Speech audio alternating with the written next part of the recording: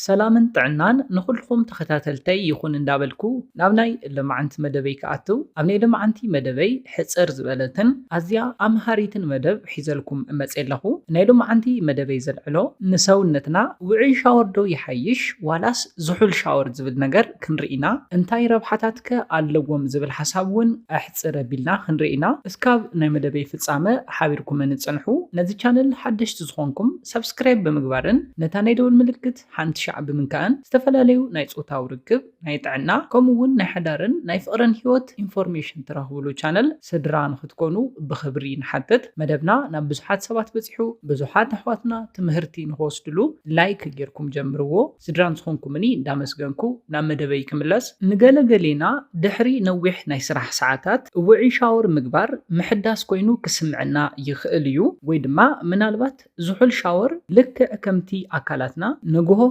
كتس زهلوكا حيلن محداسن امرون زفتر كوينو كسمعنا يخال عينت تنوسدو شاور بزي قدس شاور مقبار زحاشة سمعت كسمعكان سريتكا استحلو نخونن زخليو تخكلنيا ربحاتات زحول شاور مسوعي شاور بمن تصار انتا ايو إلكا كتحاسبن ايناي عينت امنتاي كونتات كتكم كمزلكا مفلاطو اقداس ايو ربحاتات زحول شاور حيزنا لكم قريبنا لنا زحول شاور زلوم ربحاتات كنرئي كاب 10 كساب 15.6 ديجري سنتيغريد ماي محصاب كم زحول شاور يقصر صغرخا بروح زبلچلج كم اون طلي قربتكا استحلون نخون يغبر وي دما بانجليزኛ keep your hair shiny and your skin hydrated نبلويو وعي شاور كنوسدن كلنا مندا قربتنا يخفت زحول شاور جن نغزيو كصنعمن نتي اب قربتكان صغرخان زلو تفطراوي زيتي نختعقبو زحግزكم ونيو اتوم بنقص قربت زتقعو ወይ ድማ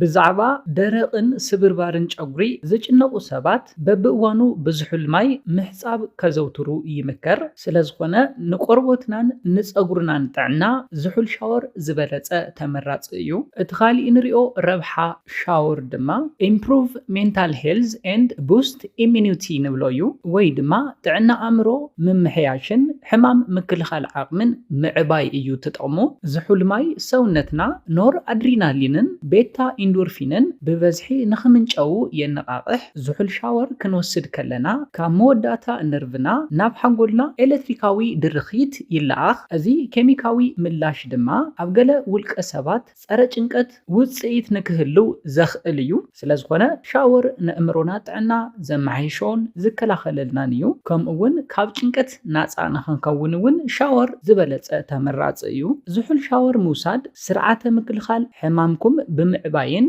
ሕማም ዝያዳ ተጻዋርነት ከም ዘሕይሎ ይንገረሉ ስለዝኾነ ዝሑል ሻወር እውን ሕማምን ምክልኻል ዝበለፀ ተመራፂ እዩ እቲ ኻሊእ ንሪኦ ረብሓ ዝሑል ሻወር ድማ ኢንክሪዝ ሰርኩሌሽን ንብሎ እዩ ወይ ድማ ዑደት ደም ምውሳኽ እዩ ኣካላትና ዝሑል ማይ ምስ ዝስምዖ ብተፈጥሮኡ ግብረ መልሲ ዝህብ ኮይኑ ህርመት ልብና ብምውሳኽ ምላሽ ይህብን እዚ ድማ ልብኻ ብዝያዳ ውፅኢታዊ መንገዲ ክትጭንጉዕን ኣብ መላእ ኣካላትካ ዘሎ ሓፈሻዊ ዑደት ደም ከመሓሾን ይገብሮ ስለዝኾነ ዝሑል ሻወር እውን ንዑደት ደምና ምውሳኽ ብሉፅ ኣስተዋፅኦ ኣለዎ እቲ ኻሊእ ንሪኦ ረብሓ ዝሑል ሻወር ድማ ኣክሰለሬትስ ሜታቦሊዝም ንብሎ ጥቕሚ እዩ ወይ ድማ ምቕልጣፍ ስርዓተ ምሕቃቕ ምግቢ ሜታቦሊዝም ማለት እዩ ስለዝኾነ ዝሑል ሻወር ናይ ዳይጀሽን ሲስተምና እውን ዝተመሓየሸ ንኸውን ዝበለፀ ጥቕሚ ዝህበና እዩ ስለዝኾነ ዝሑል ሻወር በዞም ዝረኣናዮም ረብሓታት ካብ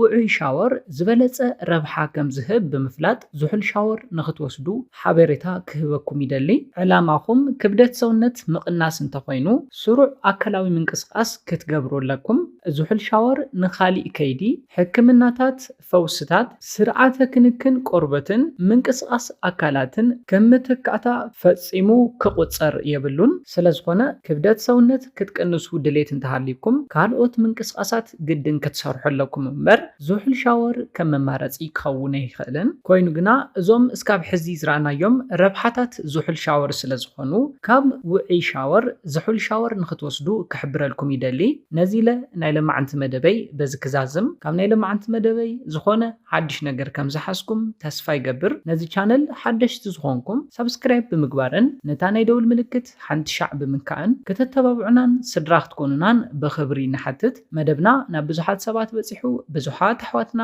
ትምህርቲ ንኽወስድሉ ላይክ ሼር ምግባርኩም ኣይትረስዑ። ሓሳብ ሪኢቶኹም ንቻነልናን ንመደብናን ንምዕባይ ስለ ዝሕግዘና ሓሳብ ሪኢቶኹም ብኮሜንት ተብፅሑና። ብኻሊእ መደብ ብኻሊእ ሓሳብ እስካብ ንራኸብ ሰላምን ጥዕናን ንኹላትና ይቀኒየለይ።